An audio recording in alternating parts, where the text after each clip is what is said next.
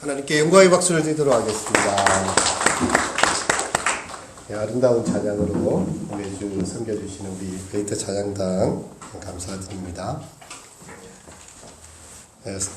영혼이 가난했던 어느 날 아이들과 함께 추수감사절을 맞게 되는 어느 해가 있었습니다.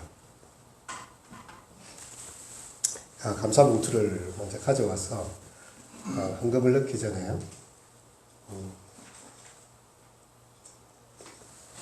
너희에게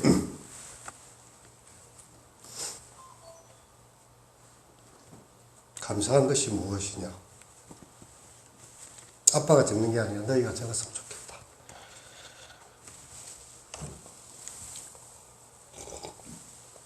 그때 아이들이 세 가지를 이야기를 했는데요. 비와 바람을 피할 수 있는 따뜻한 집이 우리에게 있어서 감사합니다. 우리를 사랑하는 가족들이 함께 있어서 감사합니다. 우리를 영원히 떠나지 않고 버리시지 않고 함께 하시는 하나님이 계셔서 감사합니다. 저는 그 아이들의 그 글을 받아보면서 이 아이들이 내보다 믿음이 더 좋구나. 참 이를 알게 하는 성령님이시다. 이런 생각이 들었어요. 그에 의해 그 감사의 제목을 적던 순간이 이게 생각이 납니다. 이번 추수감사절을 준비하면서 감사라는 단어를 깊이 생각하고 새벽에 기도하면서요. 지난 시간들을 좀 떠올리면서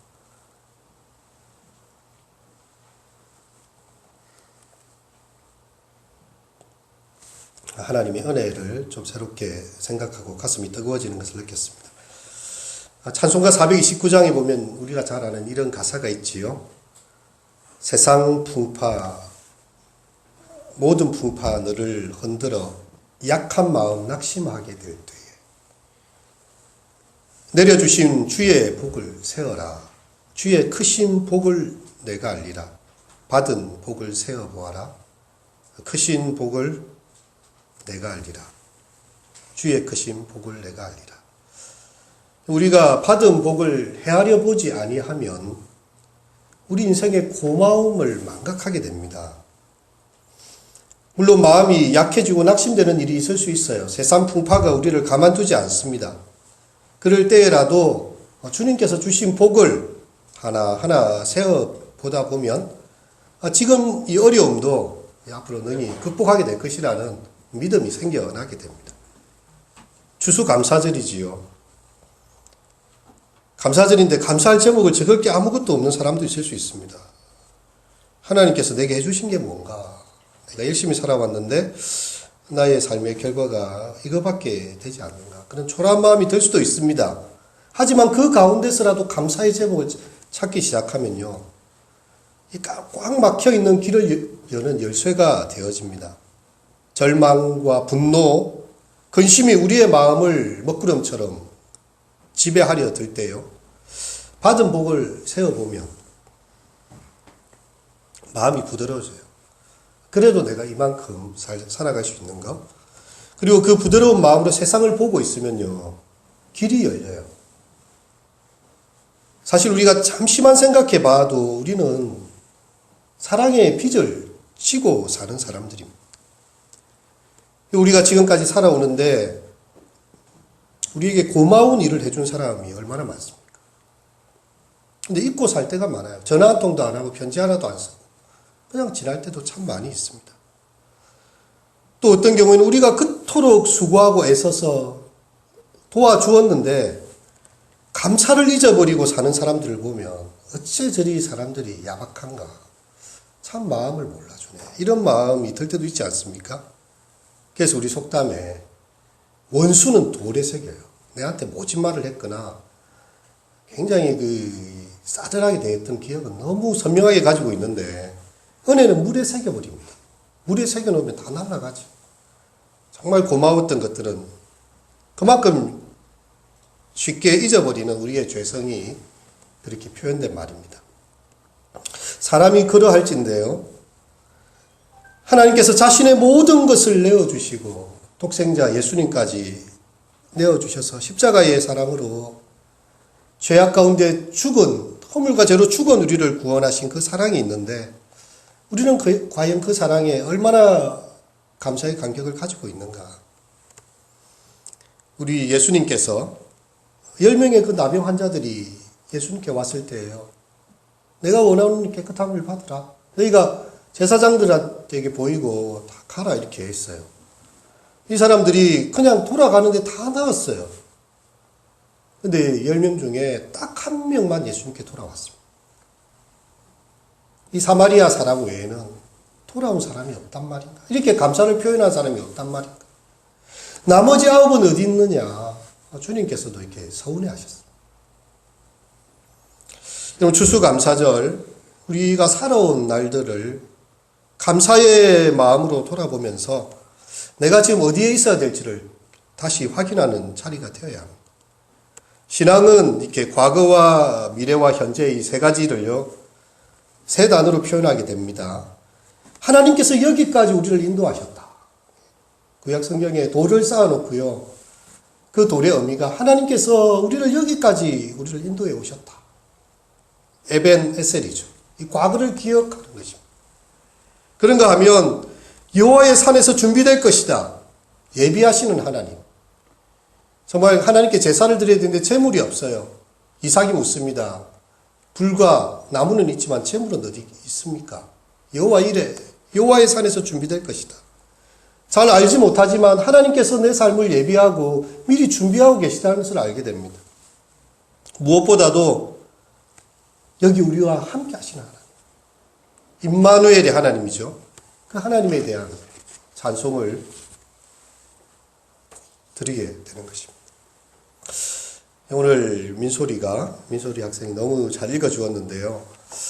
내 하나님 여호와께서 내게 기업으로 주어 차지하게 하실 땅에 네가 들어가서 거기에 거주하게 되면 그 하나님께서 주신 땅에서 그 토지의 소산의 만물 첫 그것을 가져다 거둔 후에 광주리에 담아서 하나님 여호와께서 그 이름을 두시려고 택하신 곳으로 가지고 가서 그때 제사장에게 나아가 이르기를 내가 오늘 당신의 하나님 여호와께 아뢰나이다. 내가 여호와께서 우리에게 주시겠다고 우리 조상들에게 맹세하신 땅에 이르렀나이다 할 것이요.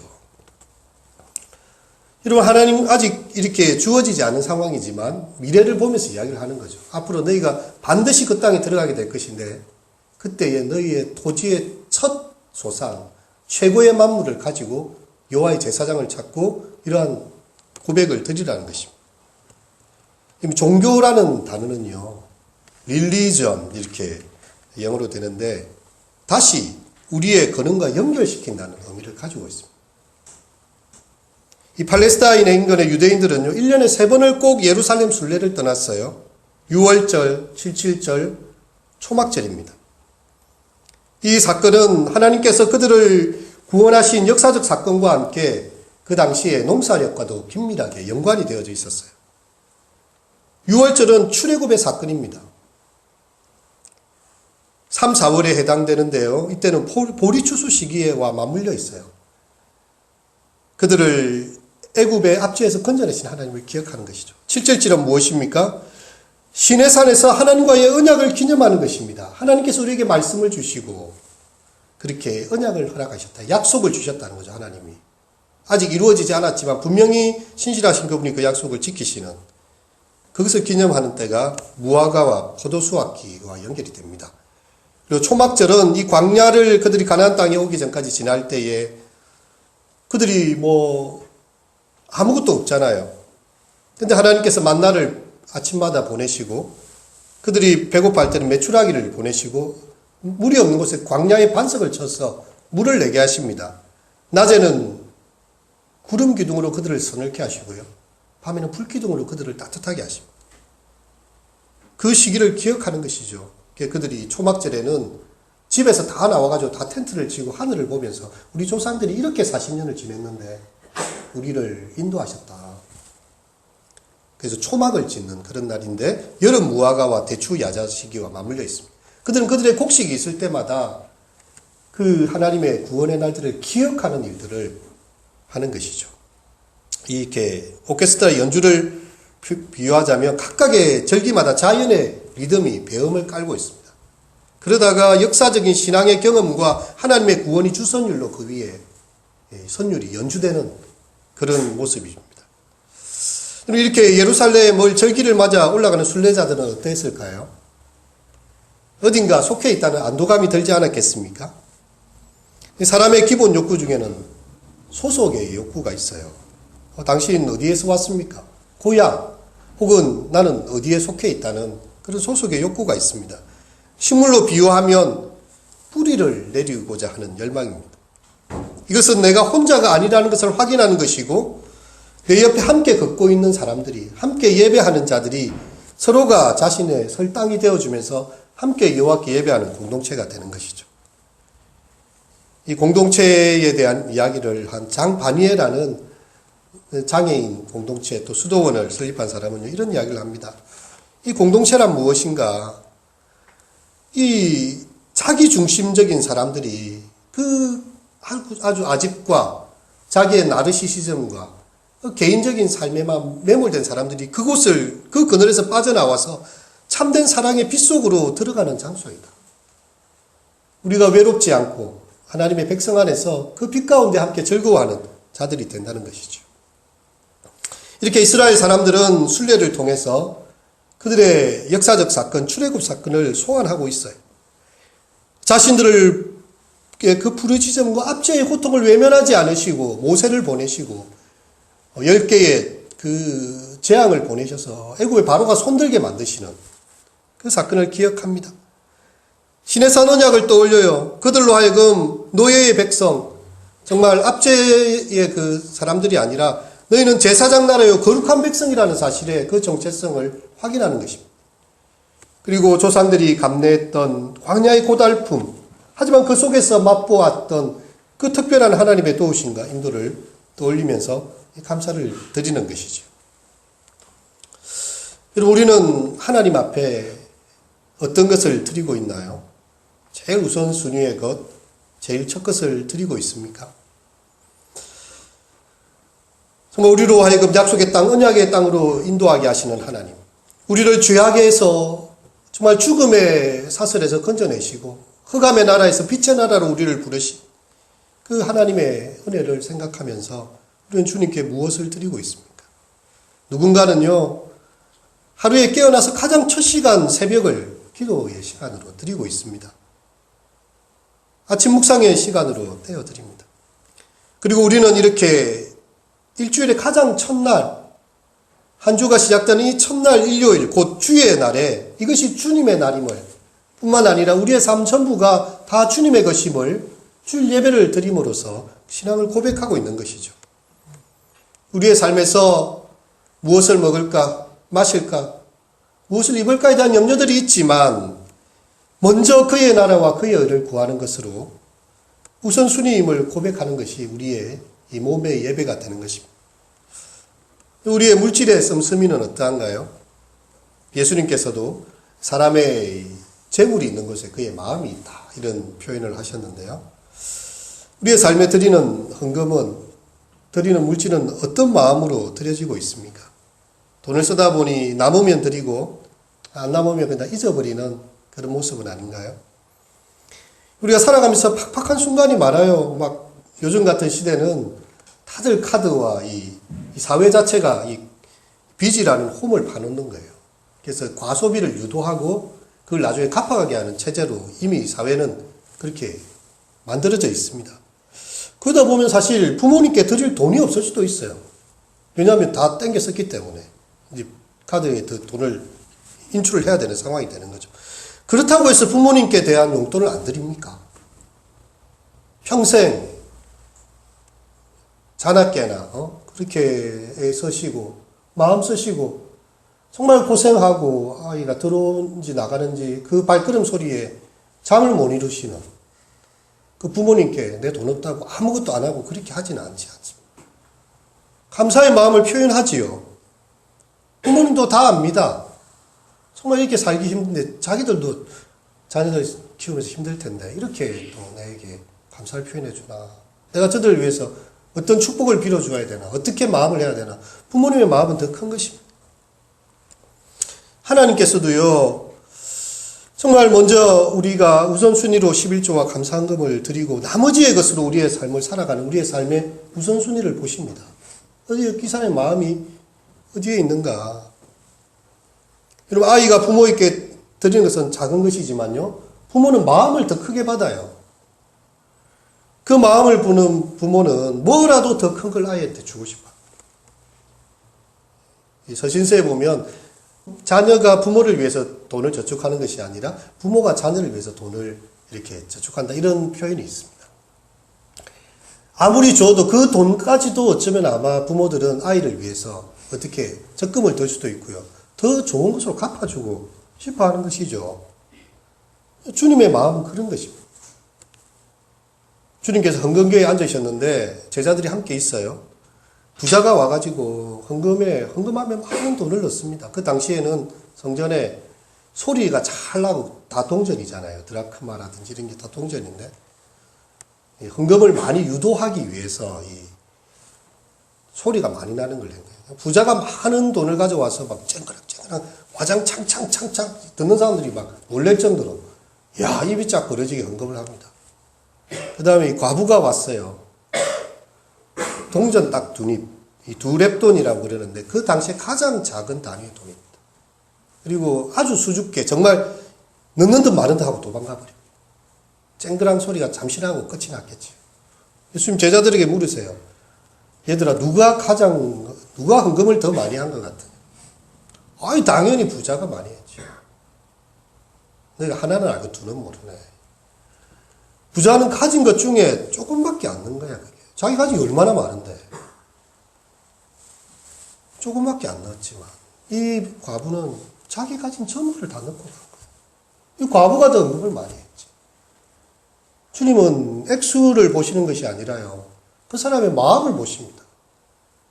주님 우리의 모습을 다 보고 계세요. 그 빈피판 중에서 자신의 전부를 드렸기 때문에 하나님 앞에 가장 많이 드렸다 하십니다. 우리의 외모를 보시는 것이 아닙니다. 우리의 중심을 다 보고 계세요. 하나님께서 우리에게 이 모든 것을 주셨을진데 그분께 감사의 예물을 감사의 고백을 드리는 신앙의 참된 고백이 우리에게 필요하지 않겠습니까?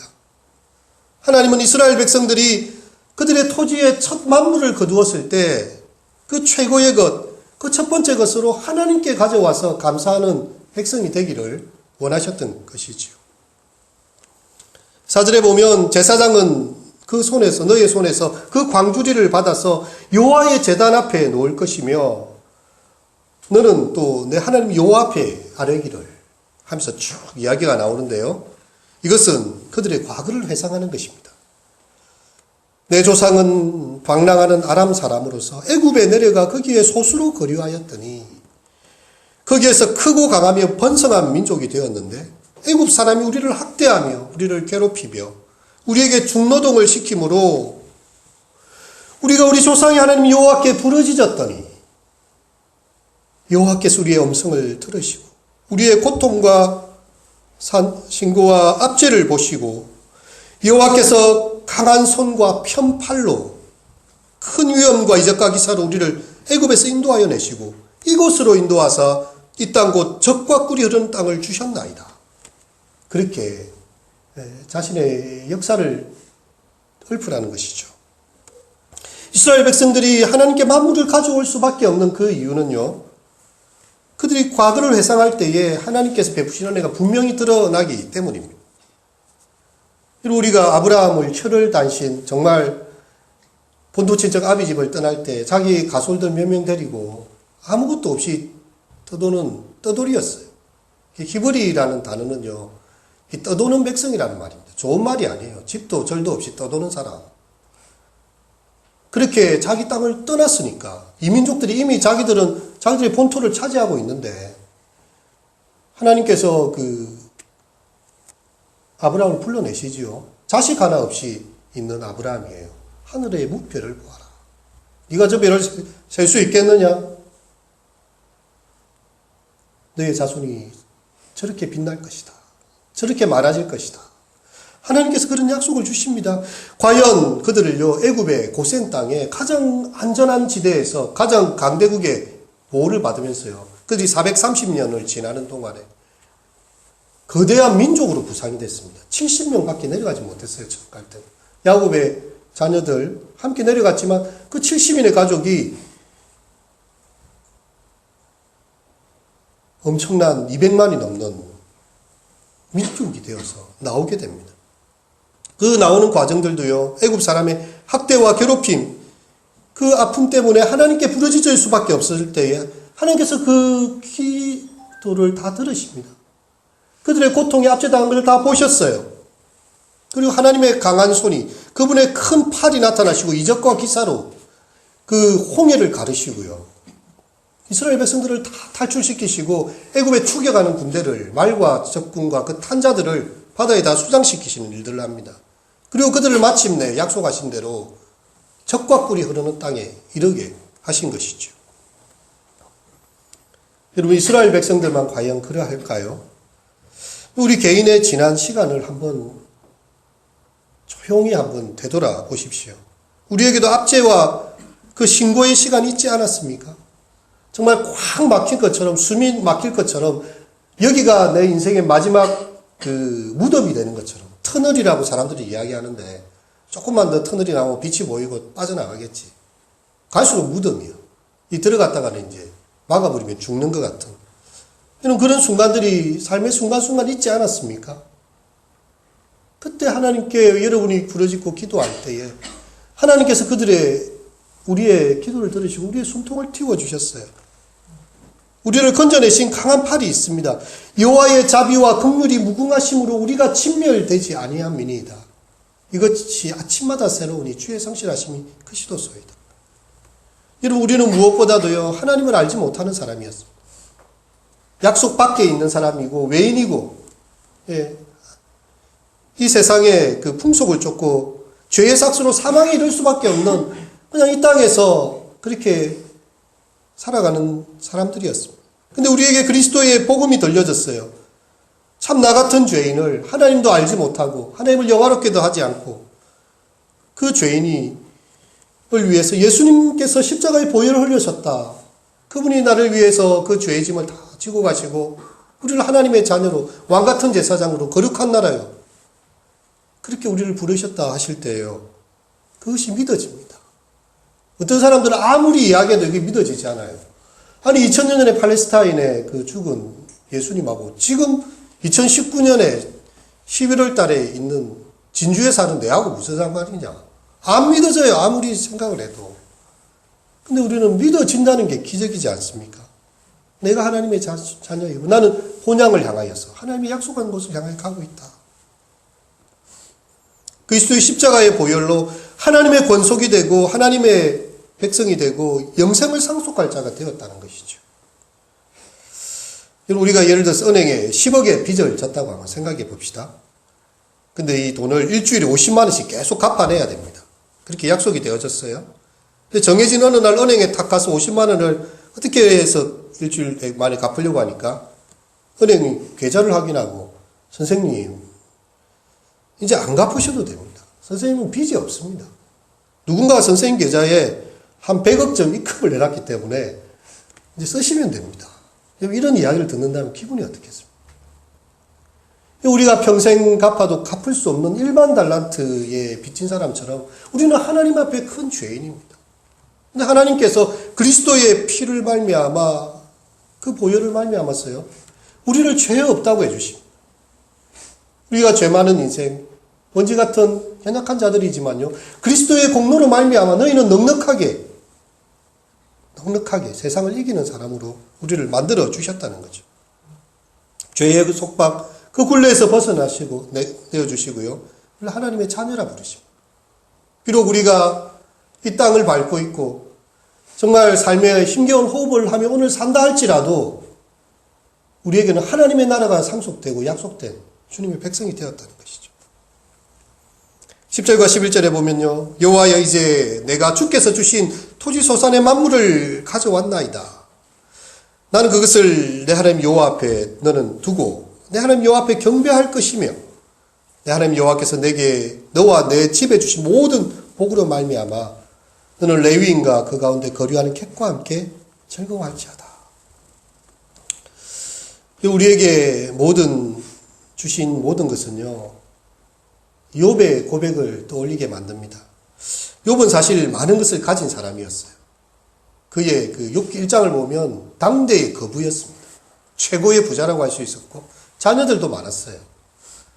근데 하나님 앞에서 회의가 열리죠. 사단과의. 하나님, 그 사람이 경상도 말로 백기 하나님께 감사하겠습니까? 백기.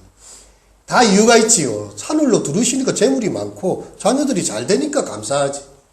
근데 욥은 하나님 앞에 순전하고 믿음이 있는 사람이에요. 아니다. 욥은 그걸 걷어간다고 해서 그렇게 할 그런 사람이 아닙니다. 하나님. 그래서 그러면 욥의 생명을 죄하서는 안 된다. 그래야 그런 하늘나라에 회의가 있고요. 욥의 재산이 하루아침에 풍비박산이 납니다. 아무것도 없는 알거지가 된 거예요. 자녀들이 한꺼번에 다 죽습니다. 생일날 잔치하다가 태풍이 불어서 기둥이 무너지면서 다 쓰러집니다.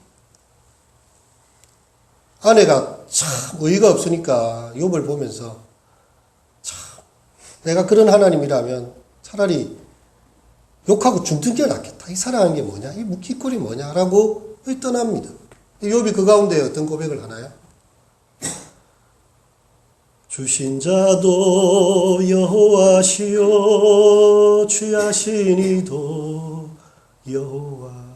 내가 적신으로 나와서 적신으로 돌아가올진데 하나님께서 모든 것을 주셨는데 주신 분이 하나님이셨다면 또 가져가시는 분도 하나님이시지 않겠나.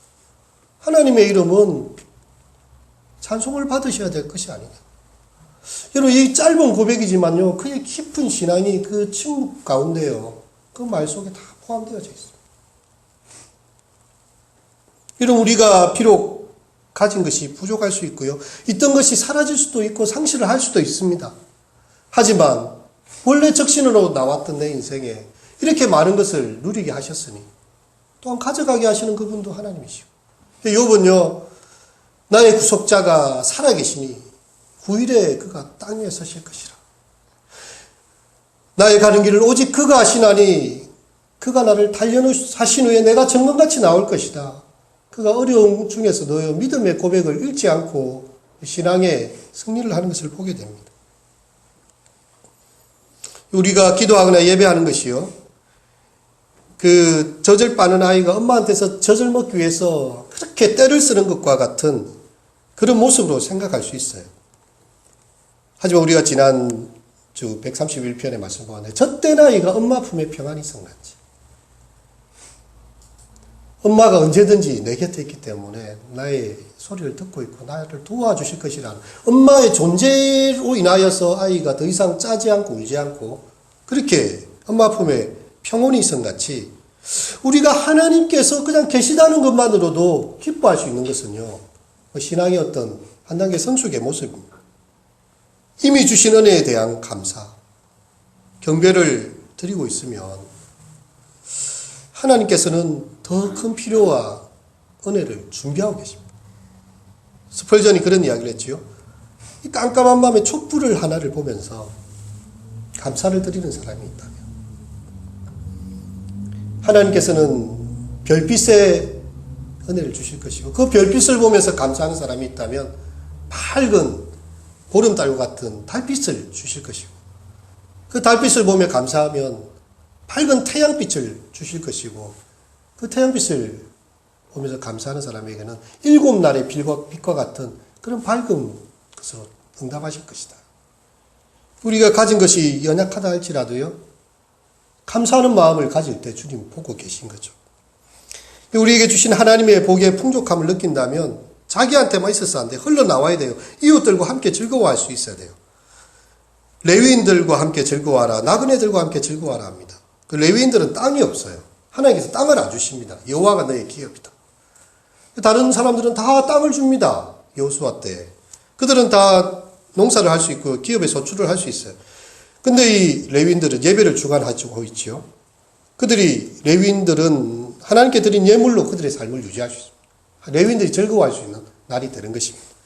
그리고 나그네와 객들은 그 땅에 아무런 기업이나 상속이 없어요.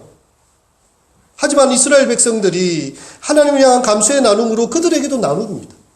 그래서 이 추수감사의 시기는요, 모두 다 즐거워하는 그런 날들이 되는 것이죠.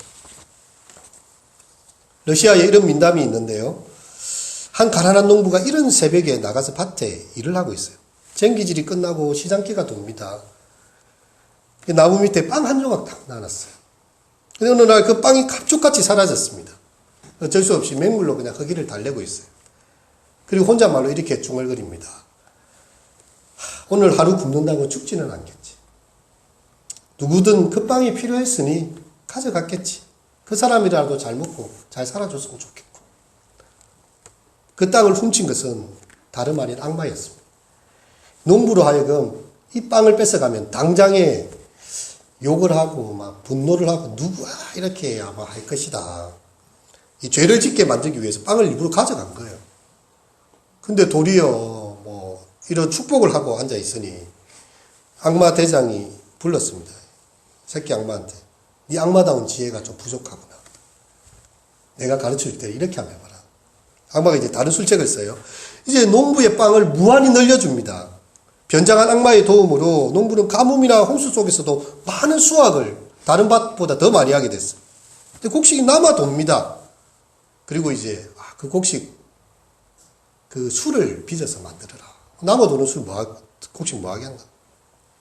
그래서 허기를 달래주던 일용할 양식이 이제 쾌락의 도구로 변질이 되고 말죠. 술이 생기자 친구들을 불러서 먹고 마시고 놀기만 합니다. 인간의 모습은 없고 동물의 모습만 남았다.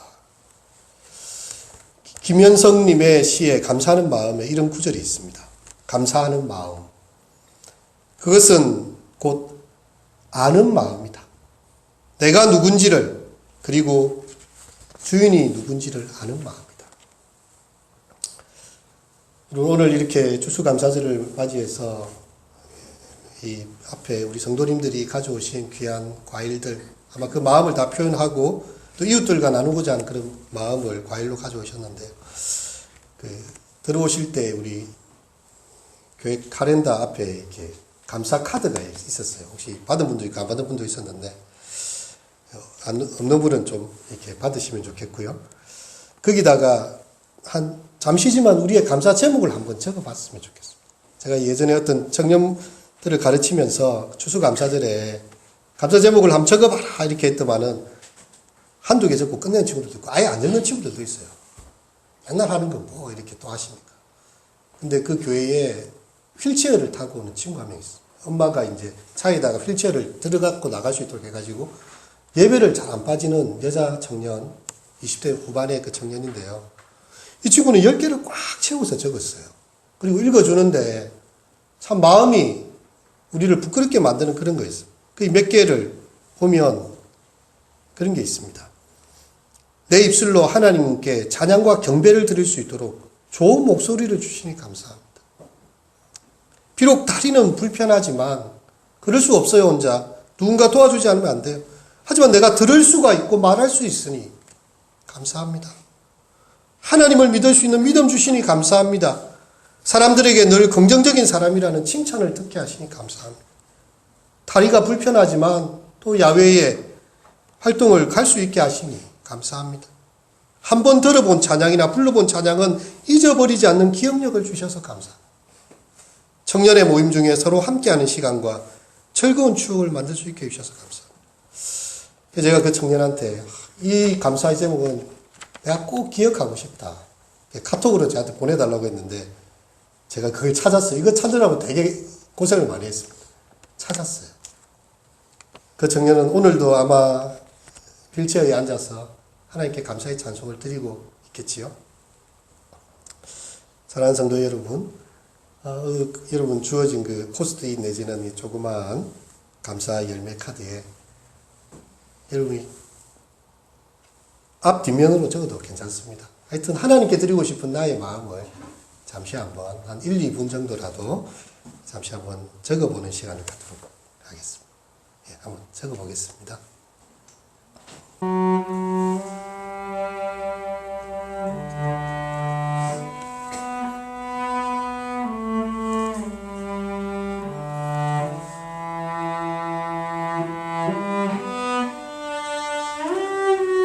사랑권의 아버지 하나님, 참 추수감사절을 맞이하며 하나님께서 내게 주신 은혜를 세워보고 기억하고 기록하게 하심을 감사합니다.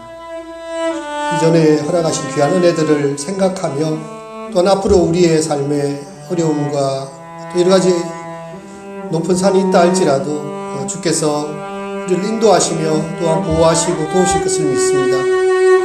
우리의 삶을 통하 영광 받으시고 우리의 삶에 주의 축복과 은혜로 언제나 함께하여 주시옵소서. 예수님의 이름으로 기도합니다. 아멘. 찬송가 310장 부르시면서요.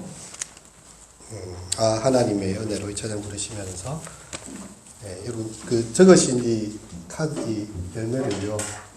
한 분씩 앞으로 오셔가지고 열매 틀이 있는데 이렇게 놓아놓고 가십니다. 그냥 하나님께 마음을 드린다는 표현으로 그냥 편하게 오셔서 찬송 부르는 동안에 놓고 가시면 됩니다. 함께 310장 찬송 드리도록 하겠습니다.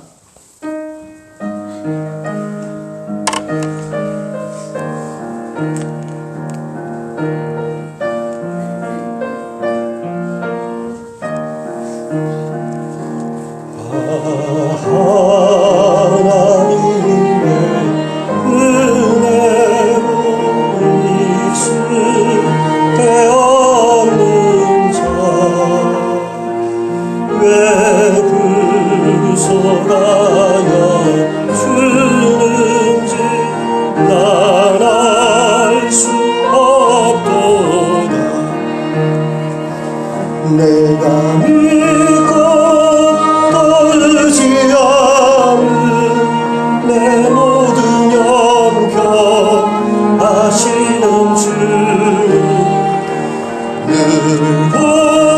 구원해 주실 것을 나는 확실히 아네. 왜 내게 믿음과 도복은 주셔서 내 맘이 항상 편한지 난 알 수 없도다. 내가